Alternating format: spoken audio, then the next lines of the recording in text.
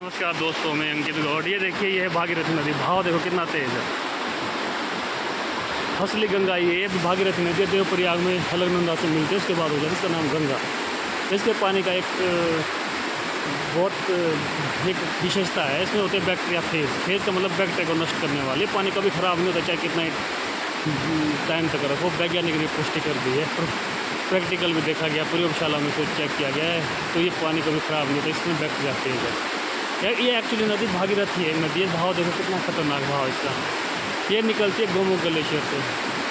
है का क्या, जितना हमारे हिमालय पर्वत है ना, तो आप देखो क्या हिमाचल से लेकर आगे तक जितने भी है हिमालय पर्वत है, सब नदियाँ की इससे निकल रही है। पूरा हिमालय पर्वत का जो फैला लंबाई 2500 किलोमीटर के आसपास है। तो आप हिमाचल में देखो तो बहुत सारी नदियाँ निकलती है, जम्मू कश्मीर से लेकर फिर हिमाचल में, फिर उधर सतलज जाती है। उसके बाद आप आओगे इधर पावर नदी आती है रोड होते हुए। उसके बाद आते हैं सुपीन आती है, रूपीन आती है, फिर वो मिलती है नेटवार में। उसके बाद बनती है टॉस नदी। फिर इसके बाद आती है, फिर आगे फिर गंगोत्री यमुनोत्री से यमुना नदी निकलती है बंदरपुर के लेकर से। फिर उसके बाद इधर आओगे ना, तो ये नदी ऊपर से आ रही है गोमुख से।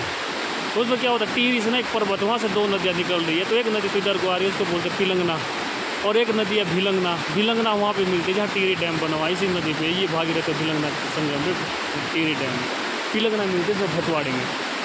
इसके बाद फिर नदी बेसिन बहुत सारे हैं। फिर आगे अलकनंदा नदी बेसिन आ जाती है, उधर बहुत सारी नदियाँ, मंदाकिनी, अलकनंदा, बहुत सारी नदियाँ मिलती है। उधर फिर काली नदी बेसिन आ जाता है।